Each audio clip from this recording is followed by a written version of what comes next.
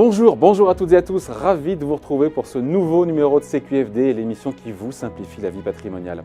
Au sommaire de ce mois de janvier, on se demandera si l'année 2019 peut être celle du rebond des indices boursiers ou si au contraire, la correction initiée en 2018 risque de se poursuivre. Ensuite, nous vous dirons comment bien choisir votre SCPI, car pour sélectionner les meilleurs fonds investis dans les paires papier, vous verrez que le rendement n'est pas le seul critère. Janvier, c'est le mois du lancement du prélèvement à la source. Alors comment s'assurer que vous avez été correctement prélevé? Quels sont les recours en cas d'erreur? Réponse tout à l'heure, mais d'abord, comme chaque mois, c'est parti pour le JT de CQFD.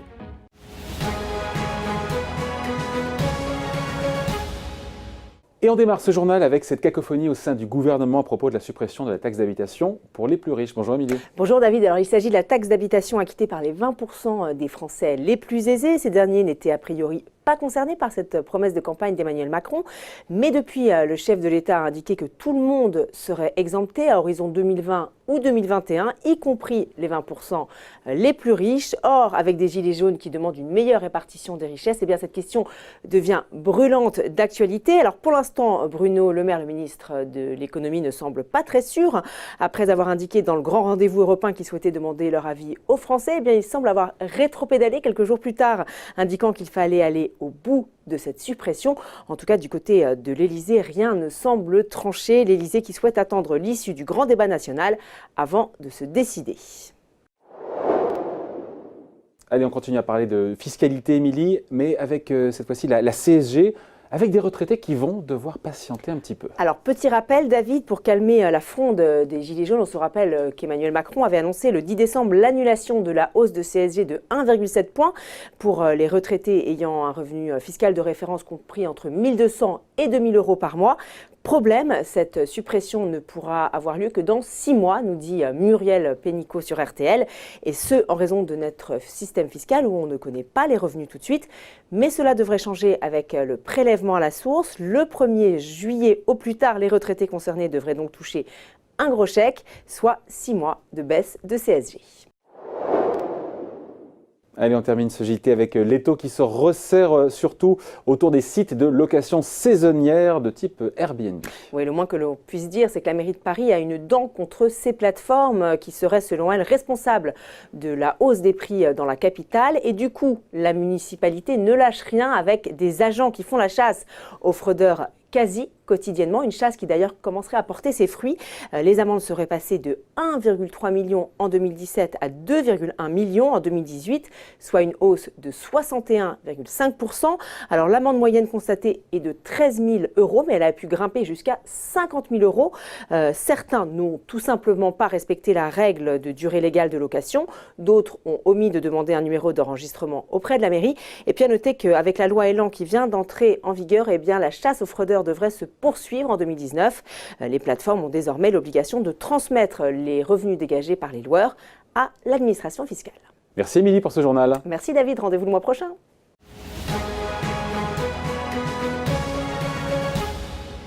À quoi faut-il s'attendre en bourse cette année? Le rebond ou la dépression? On en parle avec Pierre Pubassé. Bonjour. Bonjour. Porte-parole de la gestion à la financière de l'Échiquier. C'est vrai qu'on rappelle, tout le monde le sait, mais il faut quand même le rappeler, 2018, quasiment la pire année pour le CAC 40 depuis 2011.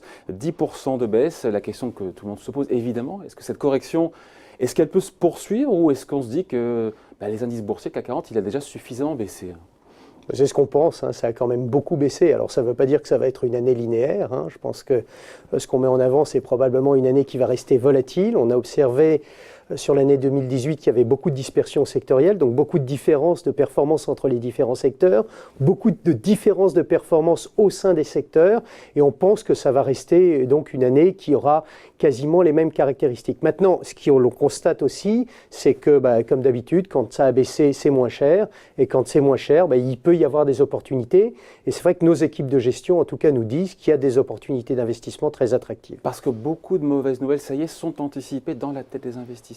Alors, il y a beaucoup, oui, je crois que les investisseurs ont probablement eu un scénario trop négatif sur la fin de l'année 2018, hein, c'est-à-dire qu'ils ont eu Ils ont pris peur. Ils ont pris peur et puis ils se sont dit finalement le cycle est fini, ça va s'arrêter aux États-Unis, ça va s'arrêter en Europe. Ce qu'on constate, c'est que ça va toujours plutôt bien aux États-Unis, les chiffres de l'emploi sont toujours bons, la consommation va rester probablement porteuse.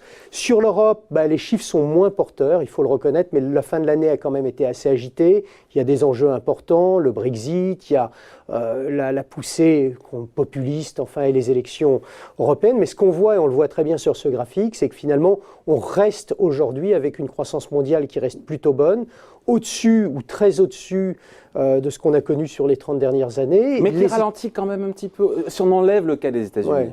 Non. On le voit sur ce graphique qui passe à l'écran, finalement, assez marginalement.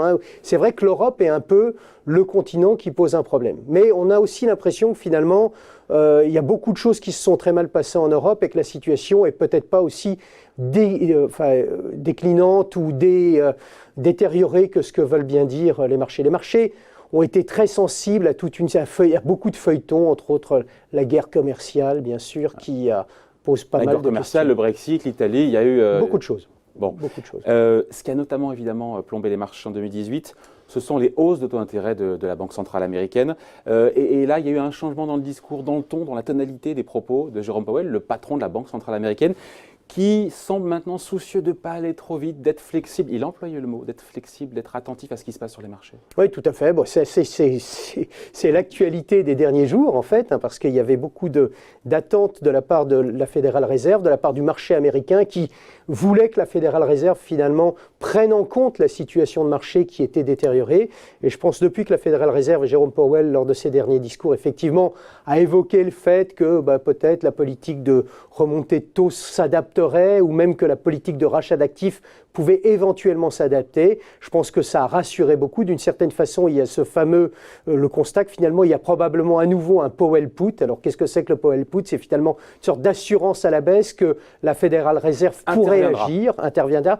Et je pense qu'il y a aussi si jamais ça se passe mal. Voilà. Et il y a aussi le sentiment, d'une certaine façon, qui est un peu nouveau, qu'il y a probablement un Trump put. C'est vrai que M. Trump introduit beaucoup de mouvements dans les marchés à coups de tweet, mais il y a quand même le constat qu'il est forcément très très attaché à conserver une économie plutôt porteuse sur l'année prochaine et sur cette année, parce que finalement il n'y a pas de président américain qui est réélu dans un environnement économique difficile. Puisqu'on voit le président Trump là à l'écran, on se dit que pour que le CAC 40 finisse dans le vert et pas une nouvelle fois dans le rouge cette année en 2019, il faudra qu'il y ait une détente, une accalmie du côté de la guerre commerciale. C'est nécessaire, c'est obligatoire, incontournable.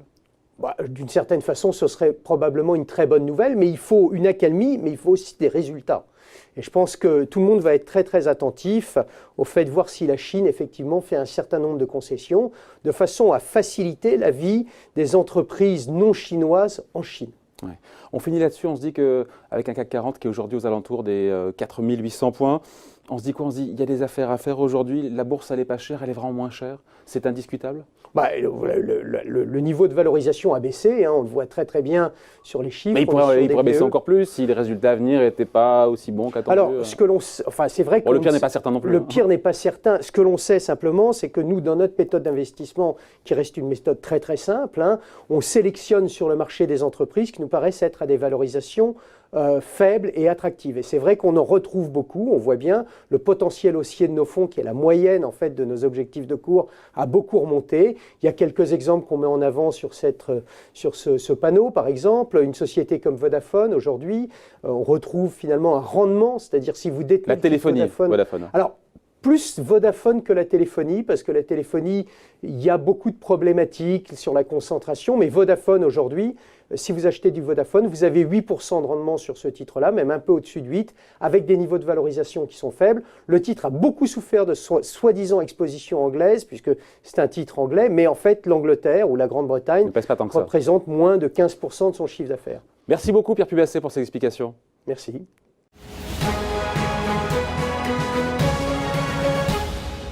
Comment bien choisir ces SCPI? Comment choisir la meilleure? On voit ça avec Grégory Frappé. Bonjour Grégory. Bonjour David. Bon, comment on fait pour ne pas se tromper? Parce que trouver la meilleure, on peut aussi se dire, voilà, comment on fait pour ne pas se tromper? Parce que ça ne s'improvise pas d'acheter, encore une fois, une part dans un portefeuille immobilier avec du commerce, des bureaux, voilà, c'est pas ça n'importe comment.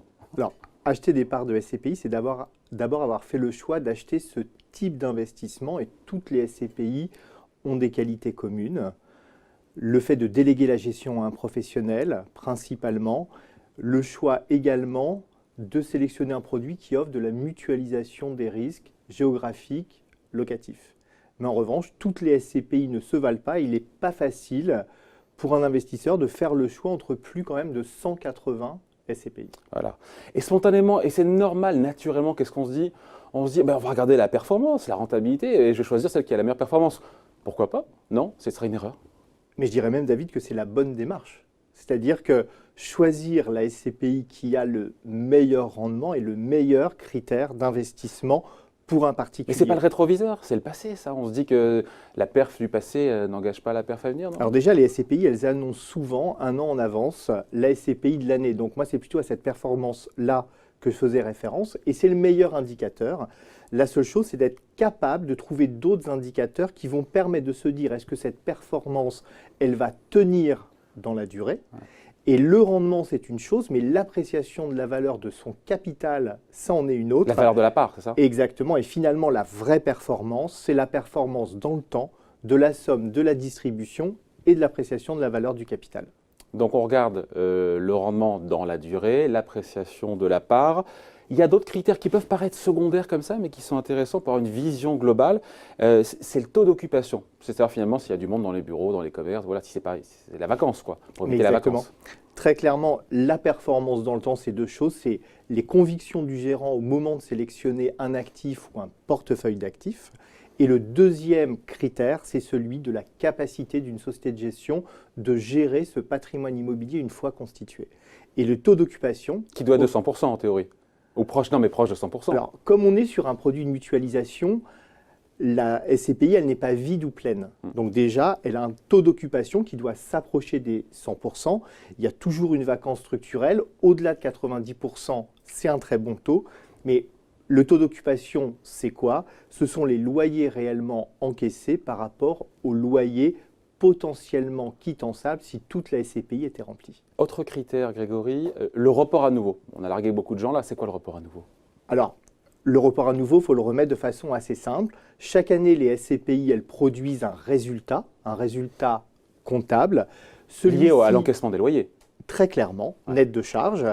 Et ce résultat, il va être distribué en tout ou partie. Et si c'est en partie, c'est la partie du résultat qui va être mis en réserve. Qui va être thésaurisé. Exactement. Moi, je suis assez mesuré sur l'utilisation de ce critère. Il faut qu'il soit petit, le report à nouveau, ou élevé alors? Faible. Alors, peu importe. Moi, pourquoi je suis mesuré, c'est les associés, en revanche, sont fiscalisés sur 100% du résultat en année 1. Ouais.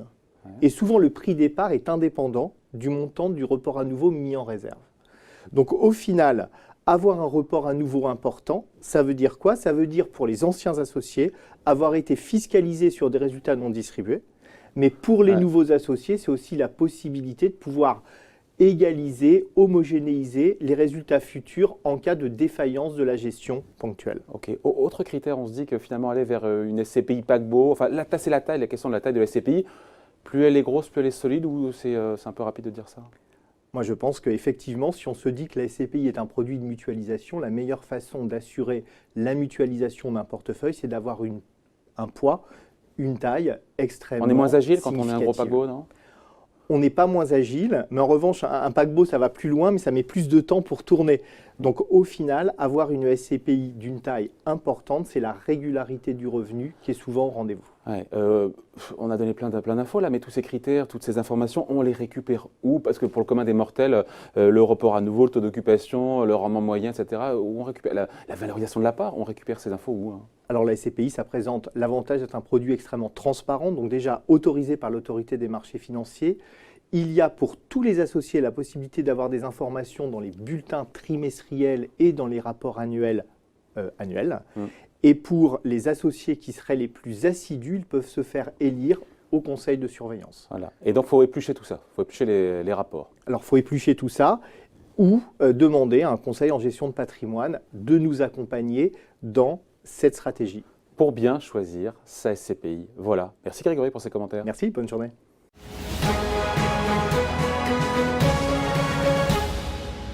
C'est l'une des nouveautés fiscales de ce début d'année 2019, le prélèvement à la source. On en parle avec Alexandre Boutin. Bonjour. Bonjour David. Bon, pour celles et ceux qui n'ont pas entendu parler du prélèvement à la source, qui sont bunkerisés pendant quelques mois, on rappelle quand même le principe du PS, le prélèvement à la source, un changement non pas dans le niveau d'imposition, mais dans la façon de collecter l'impôt. Oui, effectivement, il s'agit d'une nouveauté sur les modalités de recouvrement de l'impôt sur le revenu. Il n'y a pas de modification sur les modalités déclaratives ni sur les modalités de calcul. Par contre, à partir du 1er janvier, les salaires, les revenus des indépendants, les bénéfices industriels et commerciaux, les bénéfices non commerciaux, les BA, les revenus des chefs d'entreprise, des gérants de SARL, vont être soumis au prélèvement à la source. Ouais. J'imagine, là, pour celles et ceux qui nous regardent, qui sont salariés, comment est-ce qu'on s'assure, justement, en tant que salarié, qu'on a été correctement prélevé? La question est légitime. Comment savoir s'il n'y a pas une erreur? Comment est-ce qu'on vérifie? Et puis éventuellement, quel recours? Alors normalement, lorsque les salariés ont fait leur déclaration de revenus en 2018, ils ont eu leur taux qu'ils ont pu individualiser ou ils ont eu le taux de droit commun. L'idée, c'est d'aller croiser en fait le taux qui va être marqué sur leur bulletin de salaire avec le taux qui a été communiqué par l'administration fiscale lors de la déclaration de revenus. Voilà. Et en cas de problème, a priori il ne devrait pas en avoir, mais s'il y en avait, en cas de bug? A priori, il ne devrait pas y avoir de problème, mais en cas de difficulté, l'administration fiscale a mis à disposition le portail, le portail où on déclare ses revenus, et à partir de ce portail, on pourra réaliser les modifications. Le portail communique les informations à l'administration fiscale communique à l'employeur le taux, et in fine, c'est impacté sur le bulletin de salaire. On rappelle évidemment que les revenus autres que salariés, enfin les revenus financiers de placement, ils ne sont pas dedans. Non, les revenus financiers ne sont pas dedans. Par contre, les revenus fonciers sont soumis au prélèvement à la source. Les revenus financiers sont aujourd'hui assujettis de droit à une nouvelle taxe, la flat tax, le prélèvement forfaitaire unique, et puis éventuellement sur option au barème progressif de l'impôt sur le revenu. Mais ils ne sont pas assujettis au prélèvement à la source. Comme on dit en cas de modification de sa situation, je divorce, je me marie, j'ai des enfants, si mes revenus varient, là encore, comment ça se passe? On peut faire moduler le taux du prélèvement à la source? Oui, l'idée du prélèvement à la source, c'est d'adapter sa situation à celle de l'impôt. Donc, à travers le portail dont je viens de parler, on aura la possibilité d'aller déclarer un changement de situation, une variation de revenus pour aller adapter le taux auquel on est confronté à celui qui s'applique directement sur la rémunération. Ouais, d'ailleurs, variation dans les deux sens, au passage. Oui, à la hausse et à la baisse. C'est un peu plus contraignant à la baisse qu'à la hausse, puisque à la baisse, il y a une variation minimum de 10% et de 200 €. À la baisse, c'est-à-dire qu'on a trop payé, en fait. Oui, qu'on va trop payer, qu'on essaie d'adapter son impôt à la baisse. Donc il y a des critères pour pouvoir diminuer son niveau d'imposition, contrairement à une augmentation de son imposition. C'est une surprise, ça. Bizarrement. Bizarrement. Pour celles et ceux qui bénéficient des crédits d'impôt, qu'est-ce qu'on peut leur dire? Une aide à domicile, ceux qui ont investi dans l'immobilier défiscalisé, le conseil, c'est quoi? Alors le taux du prélèvement à la source n'intègre pas ces crédits et réductions d'impôt. Le mode de restitution de ces avantages fiscaux a été vivement critiqué dans la mouture initiale du prélèvement à la source. Ça a été adapté sur la dernière loi de finances, puisque ces avantages fiscaux seront restitués à hauteur de 60% au 15 janvier et à hauteur de 40% courant juillet. Ouais. La question se pose sinon, c'est un truc qui revient souvent pour celles et ceux qui ont l'ambition de souscrire un crédit immobilier. Le fait chaque mois d'avoir moins sur la fiche de paie, parce que ça ne change rien, parce qu'il faut bien payer ses impôts, ça veut dire qu'on peut emprunter moins, ou est-ce que la banque, évidemment, en tient compte? Ça ne change rien, le bulletin de salaire restera le même avec le revenu net à percevoir. Psychologiquement, il y a un impact, puisque ce qui arrive sur le compte, ce qui virait du compte de l'employeur vers le compte du salarié est un peu moins important, mais globalement, on aurait dû s'acquitter de toute façon. Mais du point de vue de la banque qui veut prêter, est-ce qu'elle prêtera moins parce que le net, facialement, Les analyses des dossiers de financement restent sur les mêmes ratios budgétaires, à savoir le fameux taux d'endettement à 33%. Après, chaque banque a plus ou moins ses critères en termes de charges et de revenus, mais ça ne devrait pas impacter les capacités d'endettement. Ouais. Dernier point pour les chefs d'entreprise qui éventuellement peut-être ont voulu se verser des revenus exceptionnels en 2018, ils passeront pas entre les mailles du filet, je veux dire, le fisc va veiller. On aurait pu croire à une année blanche sur l'intégralité des revenus, donc l'idée de se verser un revenu plus important que les années précédentes a été bien évidemment pris en compte par l'administration fiscale. Parce que le revenu en fait de 2018 n'est pas imposable. Tout à fait, avec l'année blanche. Avec l'année blanche. Et l'idée de se verser une rémunération plus importante a été prise en considération par l'administration fiscale. Donc les revenus dits exceptionnels seront taxés au barème progressif de l'impôt sur le revenu. Ouais. Le fisc qui regardera sur plusieurs années, voir s'il n'y a pas une variation surprenante sur l'année 2018. Merci pour ces explications, Alexandre. Merci. Au revoir.